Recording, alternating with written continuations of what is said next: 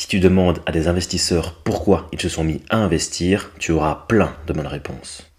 Augmenter ses revenus, travailler moins, préparer sa retraite, mais aussi pouvoir payer les études de ses enfants, pouvoir se faire des gros voyages, aider ses proches. Et pourtant, toutes ces personnes ont également une raison commune encore plus forte. Cette raison, elle nous touche tous, et tu l'as donc compris, tout le monde devrait investir. Mais pas pour la raison que tu crois. Laisse-moi te présenter 3 situations et s'il te plaît, essaye d'y répondre directement. Imagine que tu as 10 000 euros devant toi. Situation A, tu as 10 000 euros en cash sous ton matelas, comme tes grands-parents à l'époque. Tu ne touches pas pendant 10 ans. Dans 10 ans, combien ça vaut? Réfléchis encore 5 secondes et réponds tout haut. Situation B, tu as 10 000 euros sur ton compte épargne, dans une banque classique avec des intérêts de moins de 2%. Tu n'y touches pas pendant 10 ans. Dans 10 ans, combien ça vaut? Réfléchis encore 5 secondes et réponds tout haut.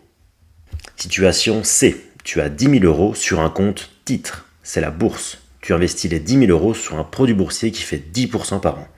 Tu n'y touches pas pendant 10 ans. Dans 10 ans, combien ça vaut? Réfléchis encore 5 secondes et dis-moi en commentaire ton estimation. Laisse-moi te donner les réponses, on va voir si tu avais juste. Situation A, tu avais 10 000 euros en cash. Donc, 10 000 euros avec environ 3% d'inflation pendant 10 ans, tu aurais bien sûr toujours 10 000 euros. Mais ils ne vaudront plus que l'équivalent de 7 440,94 euros. Donc sans rien faire, tu as perdu plus de 2 500 euros et tu ne le sais même pas. Situation B, 10 000 euros sur ton compte épargne. Donc 10 000 euros avec environ 3% d'inflation toujours, mais avec un taux d'intérêt d'environ 1,5% pendant 10 ans. Cette fois, tu seras content puisque tu as davantage d'euros sur ton compte. Tu verrais afficher environ 11 605 euros.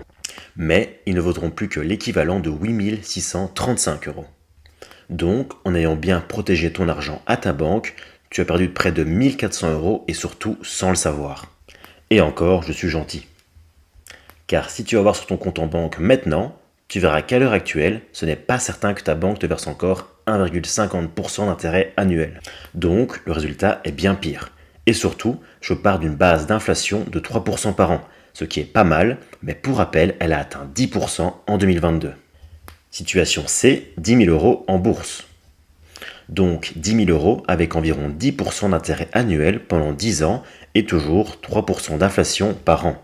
Après 10 ans, tu verras afficher 25 937 euros avec une valeur réelle de 19 299,88 euros si on tient compte de l'inflation. Donc, si on résume la situation, 1. Si tu ne fais rien, argent en cash sans intérêt, tu perds beaucoup d'argent, ou plutôt du pouvoir d'achat. 2. Si tu protèges ton argent sur ton compte épargne, tu perds un peu moins d'argent, mais tu en perds quand même. 3. Si tu investis ton argent correctement, tu en gagnes. Alors, pourquoi investir? Avant toute chose, pour ne pas perdre de l'argent à cause de l'inflation. Et si tu regardes autour de toi, une petite, voire moyenne partie de la population est dans la situation A. Une immense partie de la population est dans la situation B. Et une minorité de la population est dans la situation C. Et devine qui en profite? Les banques. Et devine qui sont les perdants? Nous. Je sais que ça peut te prendre un peu aux tripes. Et que tu as sûrement plusieurs questions, voire des doutes.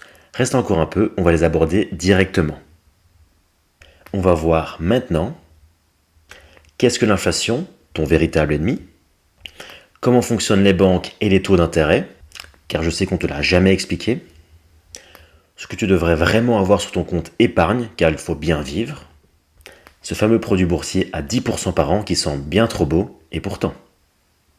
Les 3 piliers fondamentaux de l'investissement, ce que tu dois absolument comprendre, et en bonus, comment utiliser l'inflation à ton avantage. L'inflation. Tu sais peut-être déjà ce que c'est, mais tu ne la comprends pas vraiment. On a tous en tête l'exemple du caddie de course qui était rempli avec 100 euros il y a 15 ans et qu'il est nettement moins aujourd'hui. L'inflation, c'est la hausse généralisée et durable des prix des biens et des services. Elle résulte d'un déséquilibre entre l'offre et la demande, et plusieurs mécanismes peuvent la provoquer. On va en voir 3. C'est un poil technique, mais on va pas traîner dessus, la suite en vaudra la peine, crois-moi. 1. L'inflation par la demande. Quand la demande dépasse l'offre disponible, les entreprises augmentent leur prix. Par exemple, si tout le monde veut une PS5 à Noël, mais qu'il n'y a que 500 000 unités disponibles, les prix finiront par monter. 2. L'inflation par les coûts. Quand les coûts de production augmentent, comme les salaires, l'énergie, la matière première, les entreprises répercutent ces hausses sur leur prix de vente. Exemple récent, la crise énergétique en 2022 avec la guerre en Ukraine, avec une flambée des prix d'environ 10%. Et voyons maintenant la pire des inflations, en numéro 3, l'inflation monétaire. Si la quantité de monnaie en circulation augmente plus vite que la production réelle de valeur, la valeur de la monnaie diminue, ce qui augmente mécaniquement les prix. Exemple, quand la Banque Centrale Européenne fait tourner la planche à billets, elle crée littéralement de l'argent pour relancer l'économie. Elle déclenche alors un pic d'inflation. C'est logique. S'il n'existait que 10 maisons à vendre dans ta ville et que d'un coup il y en avait 1000 sur le marché, leur prix diminuerait car l'offre augmente, la rareté diminue et la demande diminue. On parle souvent de planche à billets. En fait, il crée surtout de l'argent numérique que les banques peuvent utiliser pour financer les crédits, etc. Mais l'issue est la même. Pouf, création d'euros par magie. Mais à quoi ça sert ? 1. L'inflation encourage la consommation, puisque plus on attend, plus les prix montent. 2. L'inflation allège la dette, puisqu'elle diminue la valeur des dettes que l'État doit rembourser. Si l'État doit rembourser 1000 euros, c'est dans son intérêt qu'au moment de rembourser les 1000 euros empruntés, ils ne valent plus que 800 euros. 3. L'inflation donne de la marge aux entreprises, puisqu'en ajustant leur prix, ils ont plus de marge pour éviter les licenciements et les faillites. Les États visent en moyenne 2% d'inflation. Comment la calculer ? C'est via l'indice des prix à la consommation IPC. Par exemple, il réalise un panier représentatif de biens et de services comme référence d'un prix de 100 euros en janvier. Ce panier atteint 103 euros en janvier suivant, inflation égale 3%. C'était un poil technique, désolé. Retiens cela. L'inflation est ton ennemi silencieux. Tu ne la vois pas, mais chaque jour, ton épargne diminue en valeur. C'est une taxe invisible. L'inflation n'est pas réellement qu'une augmentation des prix, c'est avant tout une diminution de la valeur de notre monnaie. L'inflation est un outil puissant que les États utilisent à leurs avantages pour réduire leurs dettes. Mais l'inflation devient parfois hors contrôle et la monnaie ne vaut presque plus rien, comme par exemple en Turquie, 75% d'inflation au mois de mai 2024, en Argentine, au Liban, au Venezuela, etc. Les épargnants sont les perdants. Et qu'est-ce qu'on t'a pourtant toujours appris à faire ? L'inflation, tu dois t'en protéger. Tu pourrais même l'utiliser à ton avantage. Alors reste bien jusqu'au bout de la vidéo, car je t'en reparle à la toute fin avec du concret. On passe à la suite, comment fonctionnent réellement les banques de façon simple et rapide. Tu déposes de l'argent sur ton compte épargne et la banque te rémunère avec un rendement annuel. Comment ça marche ? Quand tu déposes de l'argent à la banque pour le sécuriser, la banque prête ton argent. Elle peut le prêter à un particulier pour un prêt voiture, pour un crédit hypothécaire pour une maison, ou elle peut le déposer directement à la Banque Centrale Européenne ou BCE. D'ailleurs, tu entends parfois parler de la BCE qui baisse ou augmente les taux. En mai 2024, les taux de la BCE étaient à 4% contre 2% aujourd'hui. Donc ta banque déposait ton argent à la BCE contre 4% d'intérêt dessus et t'en donnait une petite partie. Bref, sur ton compte épargne avec moins de 2% d'intérêt, la banque prête ton argent à 3 voire 6% d'intérêt et encaisse la différence. Plus une banque reçoit des dépôts d'argent, plus elle le prête, plus elle gagne de l'argent. En fait, c'est presque toi qui assumes le risque de l'opération sans recevoir de véritable rendement en retour. C'est pour ça que les banques assurent jusqu'à 100 000 euros par compte, car elles pourraient théoriquement les perdre. Tu disposes de plus de 100 000 euros sur un compte épargne unique à tes risques et périls. On passe à la suite, ce que tu devrais vraiment avoir sur ton compte épargne. Tu l'as entendu juste avant, ton compte épargne, qui perd en valeur, n'est peut-être pas aussi sécurisé que tu pouvais le croire. Quelle solution ? Tu devrais garder sur ton compte épargne uniquement l'équivalent de ton épargne de sécurité, hors gros projet bien sûr. C'est vraiment super important, tu l'as bien compris. Comment définir son épargne de sécurité ? Je t'ai sorti un guide complet de 10 minutes sur combien épargner, combien investir. Je t'invite vraiment à le consulter. Le lien est en description, ça répondra à toutes tes questions. Bref, on y vient enfin, le fameux produit boursier à 10% par an. Dans notre exemple du début, je t'ai parlé d'un produit boursier magique. Et pourtant, il existe réellement. C'est en tout cas sa performance annualisée de ces 30 dernières années. Ça veut dire quoi? Qu'il ne fait pas 10% chaque année, il peut faire plus 1% comme moins 15%. Mais si tu additionnes tout bout à bout, cela donne l'équivalent d'une performance annuelle de 10%. Tout ce qu'il fallait faire, ne pas vendre, continuer à acheter même quand ça baisse. Bref, de qui parle-t-on? Du S&P 500. C'est un indice qui représente les 500 meilleures capitalisations boursières aux États-Unis. Voici son graphique de rendement annuel. Il suffit donc d'acheter un ETF S&P 500 et tu auras eu cette performance annuellement. C'est un sujet plus complexe, car évidemment, tu ne peux pas te contenter d'acheter uniquement cela. Il te faut de la diversification. Perdu? Je te sortirai bientôt un guide complet sur l'investissement en bourse, alors abonne-toi pour ne pas le rater. Voyons enfin les 3 piliers fondamentaux de l'investissement. Tu dois absolument comprendre une chose. Tes investissements dépendent de 3 piliers fondamentaux. Ce sont le capital de départ, le rendement et le temps. Et c'est ce dernier le plus important pour nous. Regarde, si tu prends 10 000 € à 10% par an pendant 10 ans. Je vais te montrer comment chacun de ces piliers influenceront cette courbe et tu vas le voir, c'est exponentiel. Et si tu ne le sais pas, exponentiel, c'est une courbe qui tend vers l'infini.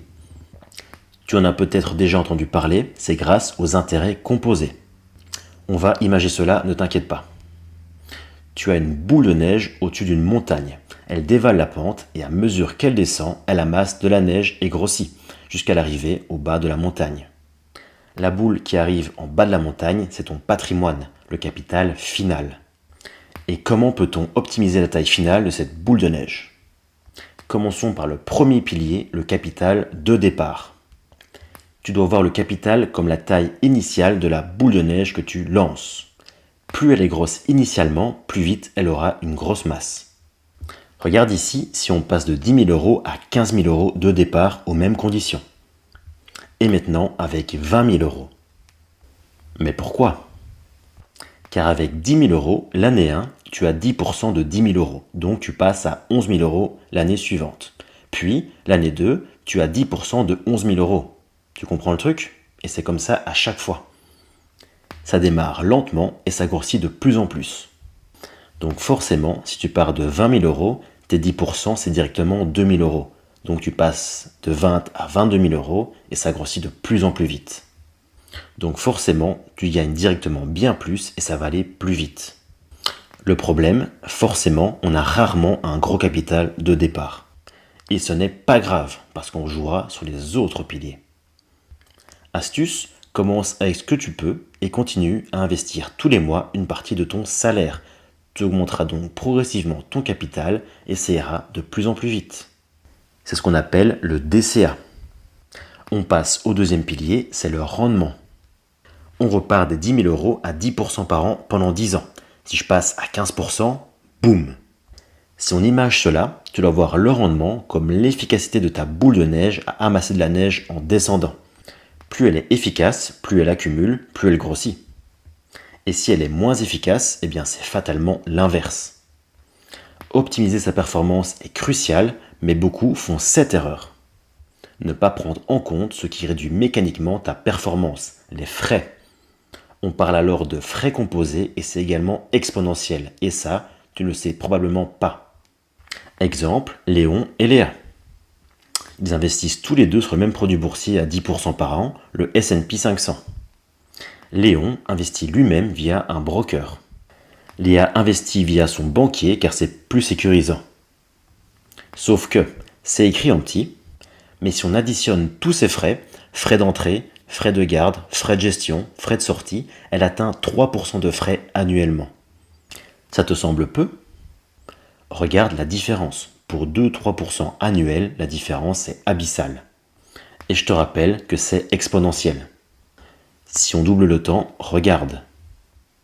Ma recommandation pour toi, prends le temps de te former via ma chaîne par exemple et investis sans intermédiaire par toi-même. Ton rendement sera préservé.